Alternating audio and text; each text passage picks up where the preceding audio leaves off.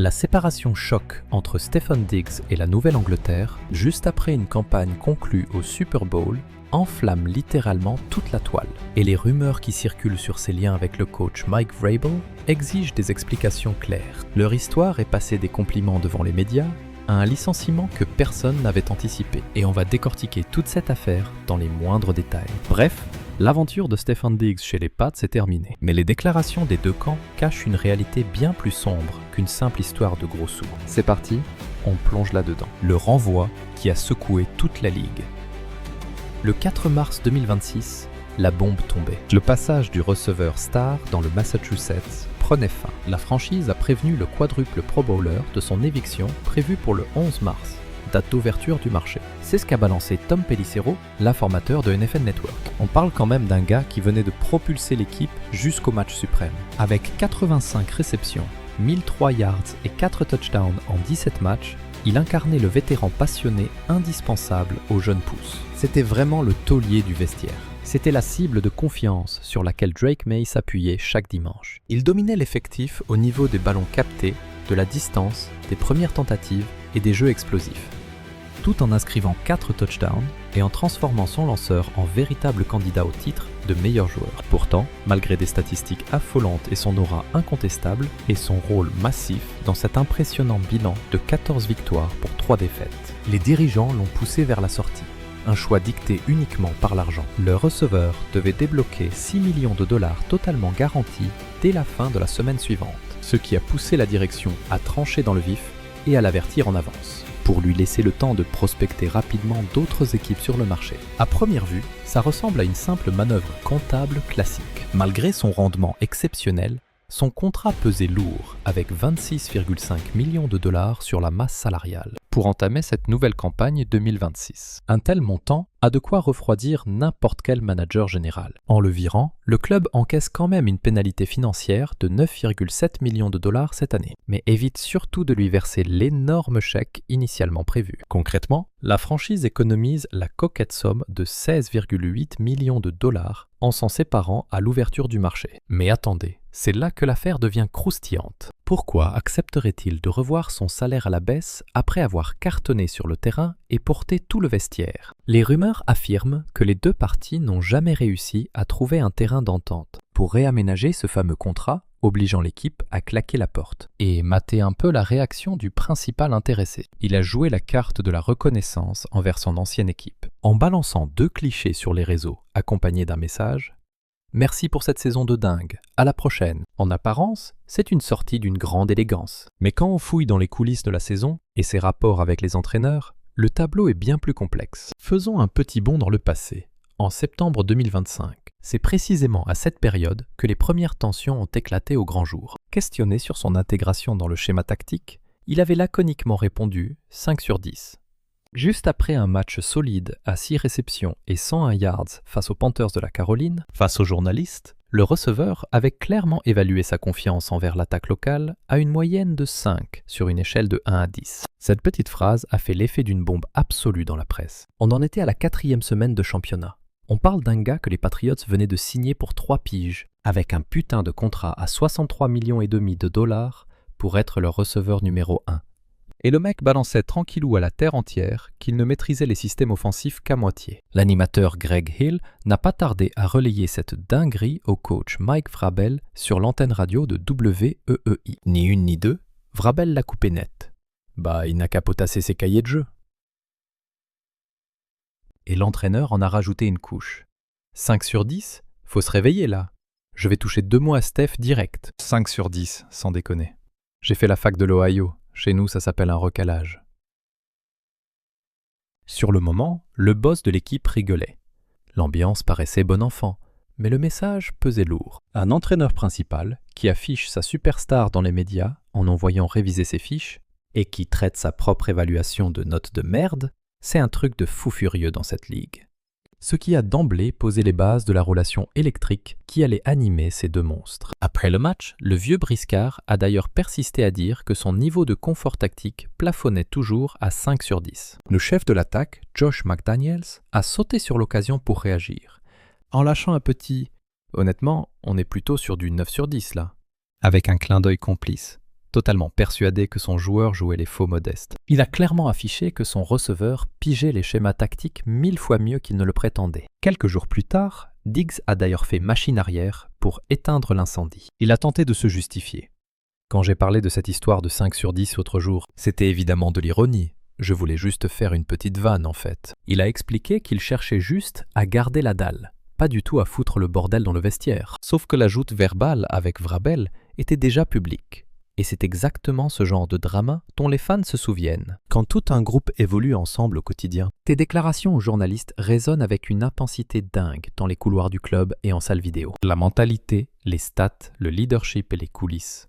Après ce fameux drama du 5 sur 10, le joueur a juste fait du grand Diggs. Il s'est enfermé dans sa bulle pour charbonner et ses performances stratosphériques ont fermé des bouches. Notre homme a bouclé l'exercice 2025 avec 85 réceptions, 1003 yards gagnés et 4 touchdowns, tout en nous offrant des actions d'anthologie, surtout pendant la saison régulière. Sous les projecteurs des 4 matchs nocturnes, il a carrément capté 31 ballons pour 415 yards. Il a même enchaîné 5 rencontres à plus de 100 yards à la réception au global, devenant carrément le premier joueur de l'équipe à péter la barre des 1000 yards depuis Julian Edelman en 2019. Ce chiffre pèse ultra lourd. Depuis la fin de l'ère Edelman, c'était le vide intersidéral à ce poste chez eux. Diggs a réussi ce braquage monumental dès sa première année au club, alors qu'il revenait à peine d'une putain de déchirure des croisés chopée chez les Texans de Houston. 0 match loupé malgré l'opération au genou hors saison. C'est ouf. Et on ne parle pas que de chiffres purs ici. À 32 piges, le mec s'est métamorphosé en véritable boss spirituel de la franchise, capable de transcender ses gars avec des discours enflammés avant d'entrer sur la pelouse. C'est lui qui a matrixé le vestiaire avec cette fameuse devise « On n'a que nous, et ça nous suffit largement ». D'autres collectifs avaient déjà sorti cette punchline par le passé, mais les gars l'ont adopté pour tout défoncer en play-off. Eux qui sortaient d'un atroce bilan de 4 victoires pour 13 défaites. Passer du fond du trou à une finale du Super Bowl en à peine 1 an d'écart, c'est juste légendaire. D'ailleurs, il a avoué être super fier d'avoir impulsé cette résurrection. 10 succès de plus au compteur, une couronne de division dans la poche, une épopée épique jusqu'au Super Bowl 60.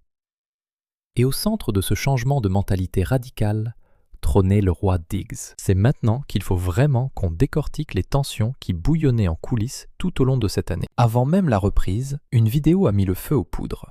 On y voyait Diggs s'ambiancer sur un yacht en brandissant un produit rose plutôt suspect. Franchement, c'était la pire manière d'inaugurer son aventure avec les Patriots. Ce fut le tout premier dérapage médiatique loin des terrains. Pas une seule ballon n'avait encore été joué en saison régulière que la direction devait déjà monter au créneau pour gérer l'incendie. Et puis, en décembre, la situation a complètement dégénéré. Diggs s'est retrouvé inculté pour agression, accusé d'avoir voulu étrangler son propre cuisinier. On parlait là de charges pénales extrêmement lourdes. Le joueur risquait la prison pour tentative d'étranglement aggravé et d'autres délits suite à cette violente altercation avec son chef. Face au juge, le receveur a formellement plaidé non coupable. Sa prochaine audience préliminaire est fixée au 1er avril.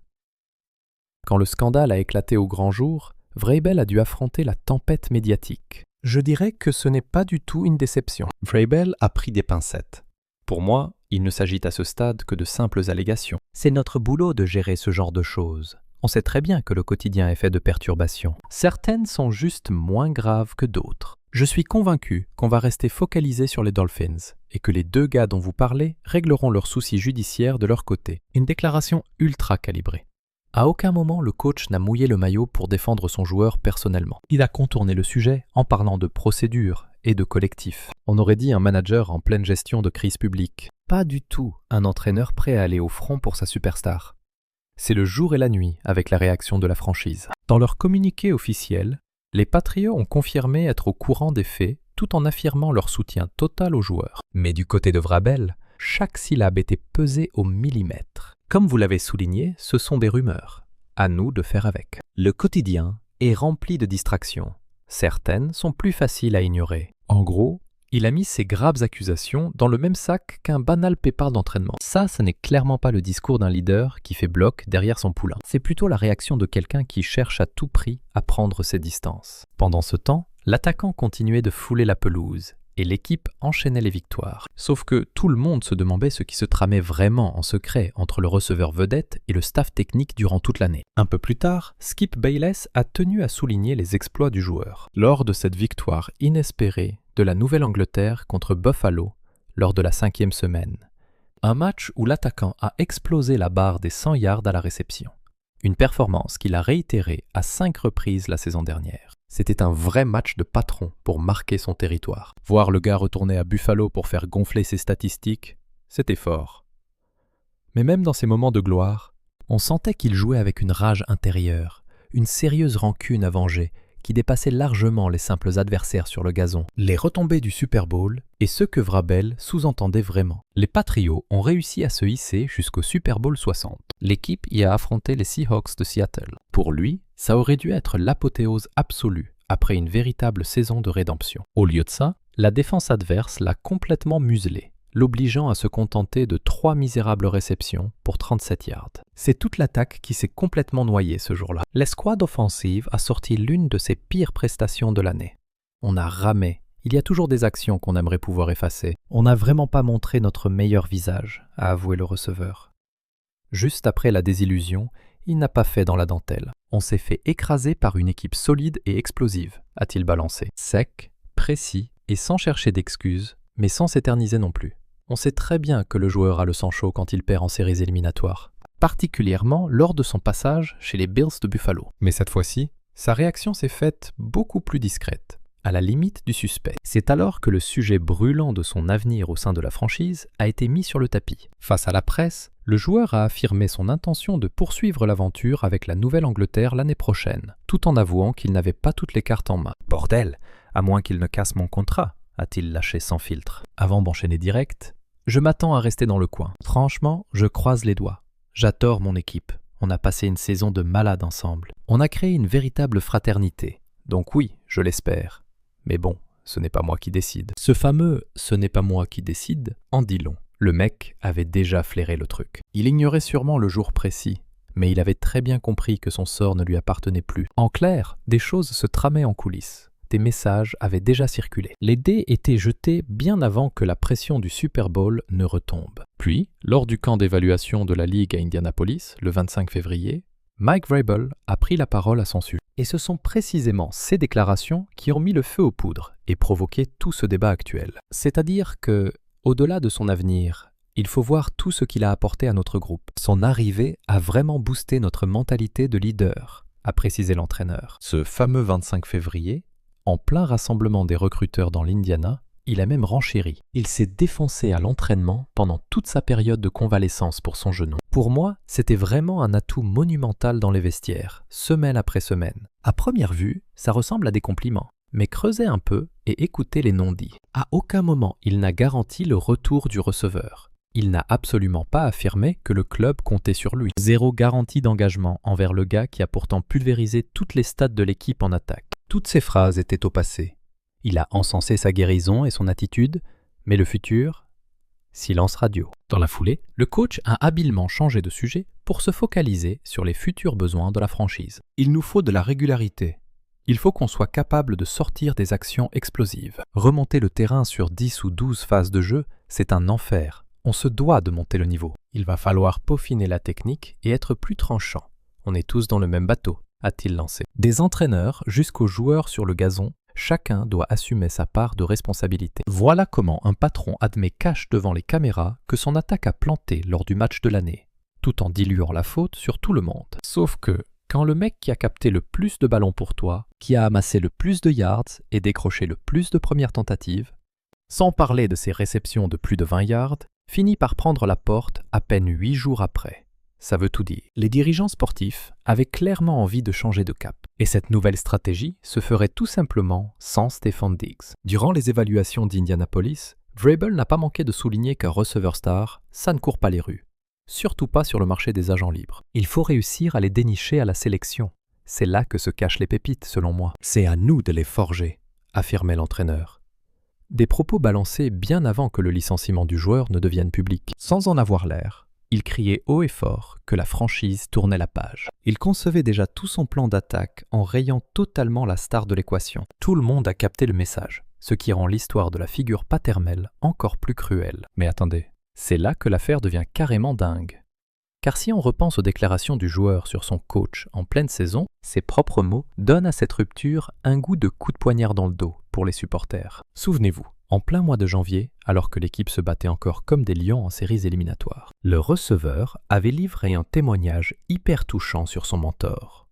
« C'est un tacticien hors pair », jurait-il. « Pour moi, c'est littéralement comme un second père. En très peu de temps, il m'a montré comment encaisser les coups, rester optimiste et la jouer collectif au lieu de penser qu'à ma pomme. Honnêtement, ce n'est pas vraiment un truc qui me posait problème avant. Mais bon, quand tu joues receveur, c'est chaud de faire passer le collectif en premier. Une figure paternelle. Le mot est lâché. Et c'est du lourd. On parle quand même d'un gars réputé pour faire sa diva. Surtout vu comment son départ de Buffalo a dégénéré. Envoyer des billes aux Texans, il s'est carrément pété les croisés en arrivant à Houston. Et pourtant, avec Vrabel, il a carrément ressenti une vraie connexion père-fils. Une relation totalement forgée sur la mentalité, la vision du jeu et l'oubli de soi. Encore une fois, ce mec traîne cette étiquette de receveur capricieux depuis des années. Il a quand même passé 4 piges chez les rivaux de Buffalo avant de filer à Houston. Pour plein de supporters, c'est clairement lui qui a pourri l'ambiance là-bas. Son attitude a fini par forcer son transfert. Sauf que pendant ses 18 matchs à Foxborough,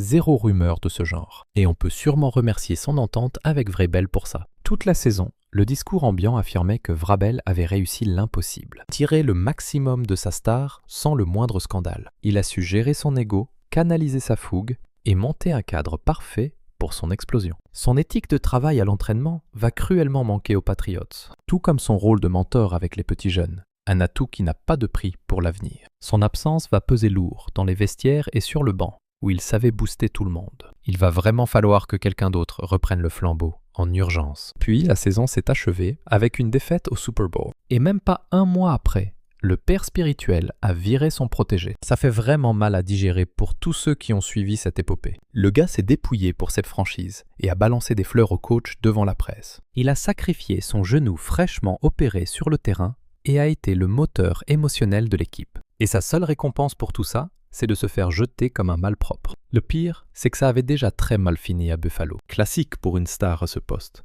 Les Pats ont juste anticipé la rupture avant que ça ne dégénère. L'équipe a retenu la leçon et préféré tout couper net plutôt que de répéter le fiasco. Mais est-ce vraiment une excuse valable ou juste une spirale infernale provoquée? En pleine saison, on l'avait branché sur son drôle de parcours dans la ligue. Je gère toujours ça de la même manière. Partout où je suis passé, c'était le kiff total, comme au Minnesota. J'ai surkiffé Buffalo. Pareil à Houston, a-t-il affirmé. Je ne ferai aucun classement.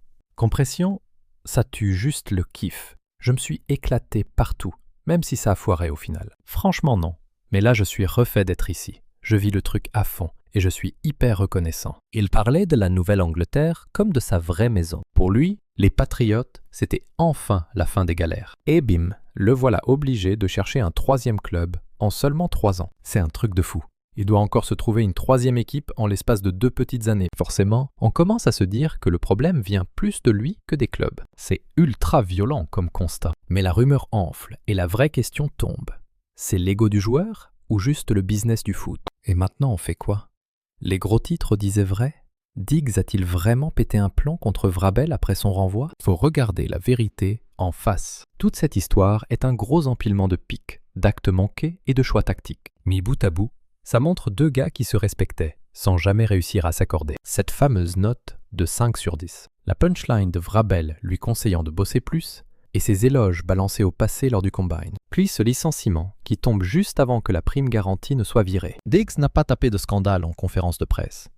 0 coup de sang sur les réseaux sociaux. Vu son passif, cette retenue a finalement eu l'effet d'une putain de bombe à retardement. Il a fait hyper bref. Il a juste remercié ses coéquipiers. Merci pour cette année de dingue, a lâché le joueur de 32 ans en story Insta. La famille à vie et basta. 0 mot pour Vrabel, le staff ou la direction, juste le vestiaire et les fans. Quand un mec zappe totalement un coach qu'il considérait autrefois comme son propre père, dans son message de départ, ça fait forcément jaser. Quand l'âme du vestiaire et le boss de l'équipe expédient ses adieux, en 2 petites phrases sur Insta, tout le monde pige le vrai message caché. Et croyez-moi, le microcosme de la NFL a parfaitement décrypté le sous-texte. Pour Skip Bayless, c'est limpide. La Nouvelle-Angleterre va amèrement regretter d'avoir viré Stefon Diggs. On ne peut que spéculer. Est-ce à cause de son procès qui approche à grands pas ou sa moyenne éclatée de 27,5 yards en play-off qui a poussé les Patriots à le lourder?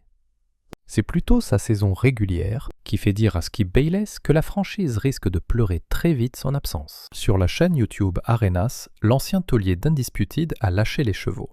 L'année prochaine, le trou béant laissé par Diggs va faire atrocement mal aux Pats. Pendant ce temps, la réaction de Drake May contrastait salement avec le froid cynisme de l'organisation. Le quarterback vedette des Patriots a carrément posté une story Insta, le montrant taper un immense sourire avec Diggs, avec un petit emoji cœur. Ça, c'est un gars qui hurle implicitement « Je voulais que tu restes mon frère ». Ce contraste de fou entre l'émotion de May et la logique glaciale de la direction prouve qu'il estimait humainement et qui le voyait comme une putain de ligne sur Excel. Maintenant, il faut aussi gratter ce bordel qui se passe loin des terrains. En privé, sa relation avec la rappeuse Cardi B, qui lui a pondu un bébé en novembre, a explosé en plein vol au moment exact où les Pats filaient vers le Super Bowl. Et par-dessus le marché, Stefon Diggs a plaidé non coupable, dans une sale embrouille judiciaire avec son ancien cuistot privé. À peine une semaine après sa séparation avec Cardi B et ce Super Bowl perdu de façon tragique, ce timing de l'enfer briserait psychologiquement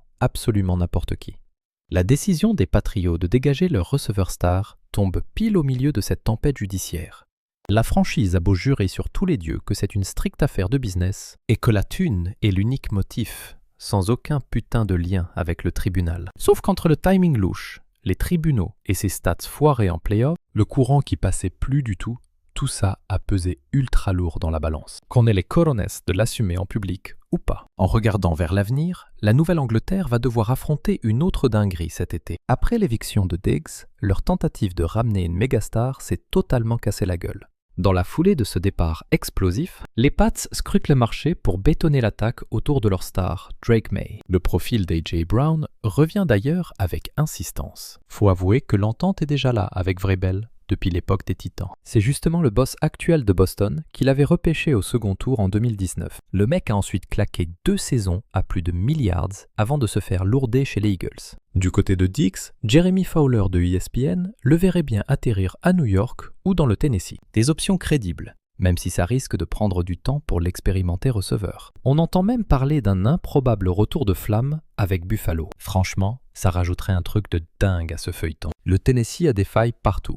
Mais faut surtout trouver des armes létales pour Cam Ward. La direction sait pertinemment que ce gars a propulsé Drake May dans la course au MVP l'an passé. Le plan serait de l'attirer pour refaire exactement le même coup de génie avec Ward. En plus, le courant passe crème avec le coordinateur Brian Daboll, son ancien mentor aux Bills. Bon, on fait le bilan de tout ça? Stefon Diggs a quand même offert une campagne à milliards aux Pats. Il a pris les rênes du vestiaire et totalement métamorphosé la mentalité du club.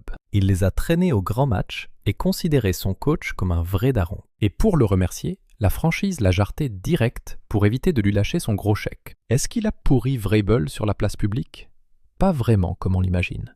Mais ce silence de mort, ces adieux express et le nom de l'entraîneur complètement zappé, ça pique. Parfois, les non-dits balancent des uppercuts bien plus violents qu'un énorme clash. Et croyez-moi, tout l'univers du foot américain a reçu le message 5 sur 5. Ce psychodrame va clairement marquer l'histoire de la Ligue pour les années à venir. On a le cocktail parfait. Des millions, des stades de malades, des égos géants et du sale drama en coulisses. On parle d'un duo père spirituel et joueur devenu pire ennemi en l'espace de 3 semaines. Peu importe où le receveur va signer, un détail saute aux yeux. Il n'oubliera jamais cette trahison. Et la vengeance s'annonce féroce s'il croise les pattes l'an prochain. L'enjeu n'est plus du tout de savoir s'il a encore le talent pour détruire des défenses. Il a déjà fermé toutes les bouches sur ce point en 2025. La vraie question, c'est de savoir si l'équipe s'est tiré une balle dans le pied en le jetant. Et au vu de l'énorme bordel actuel sur le marché des transferts, on n'a clairement pas fini d'en entendre parler.